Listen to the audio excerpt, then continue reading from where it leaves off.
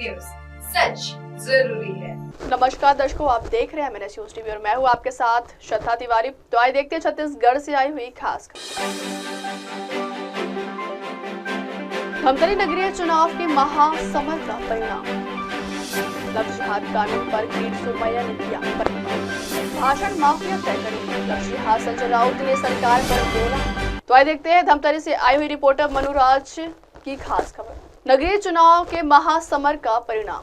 नगरीय चुनाव के महासमर का परिणाम सामने आ चुका है। जैसा कि अपेक्षित या धमतरी नगर निगम में भाजपा को एक तरफा जीत मिली। महापौर के लिए पहले ही कांग्रेस एक नाटकीय घटनाक्रम के चलते मैदान से हट चुकी थी, जिसकी वजह से भारतीय जनता पार्टी के प्रत्याशी रामू रोहरा के लिए यह वॉक ओवर ही था।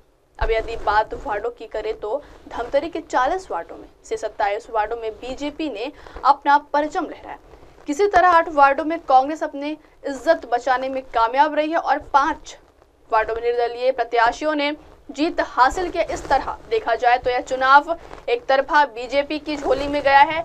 धमतरी नगर निगम के महापौर प्रत्याशी जगदीश रामू रोहरा, जो कि भाजपा के प्रदेश महामंत्री भी हैं, यह चुनाव 3485 मतों से जीत कर एक इतिहास रच दिया। नगर निगम के इतिहास में रामू रोहरा की यह जीत सबसे बड़ी जीत है। भैया जीत गए हैं आप, कितने वोटों से जीते हैं, किसको श्रेय देंगे, क्या कहेंगे बताइए। सर्वप्रथम मैं धमतरी की क्षेत्र की जनता को धन्यवाद देता हूं, जिन्होंने अपना आशीर्वाद मुझे दिया है। अभी तक जो सूचना आ रही है 34,000 से मैं विजयी हुआ हूं और 27 वार्डों में भाजपा के प्रत्याशी जीते हैं। क्षेत्र की जनता की उम्मीदें जो थी और जो आशीर्वाद प्राप्त हो रहा था, उससे समझ में आ गया था कि कमल पुल ऐतिहासिक वोटों से जीत रहा है और वो आज दिख रहा है।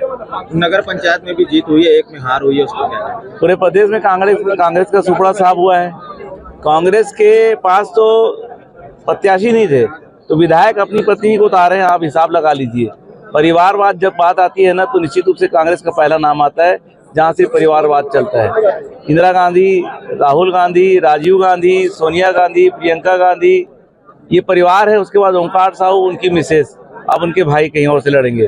तो परिवारवाद वाली पार्टी है और हमारे यहाँ तो सब कार्यकर्ता परिवार है। अब आगे क्या रणनीति रहेगी? रणनीति सबसे पहले जनता की जो उम्मीदें हैं उनको पूरा करना, विकास के काम करना और एक लक्ष्य लेके काम करना।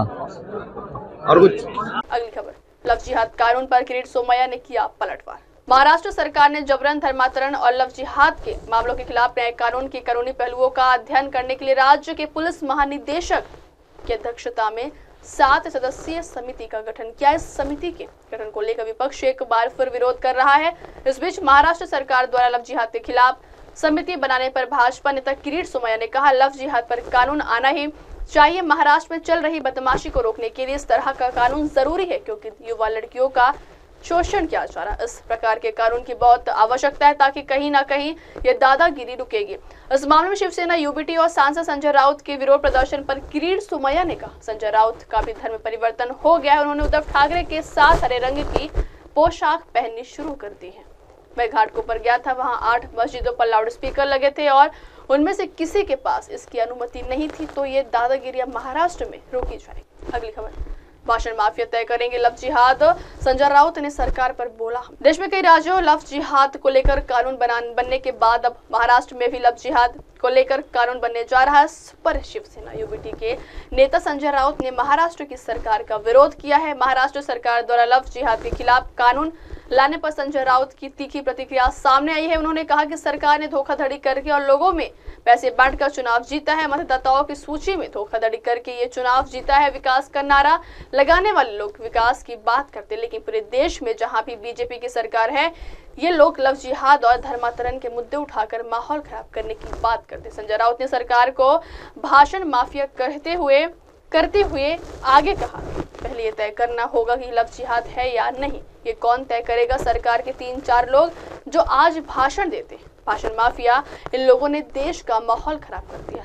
अब अच्छे लोगों को भी लगने लगा है कि देश अब रहने लायक नहीं रहा। हम देश में विकास की बात करते थे, लेकिन देश में जो विचारधारा बनी है वो हिंदुत्व की विचारधारा नहीं है, हिंदुत्व के संस्कार और संस्कृति। अब वक्त हो चला दर्शकों ब्रेक का। ब्रेक से लौटेंगे के बाद देखिएगा देश और दुनिया की तमाम बड़ी खबरें। बने रहिए MNS न्यूज टीवी पर। नमस्कार, नमस्ते, मैं हूं वैशाली माड़े और आप देख रहे हैं MNS न्यूज। देखते रहिए MNS।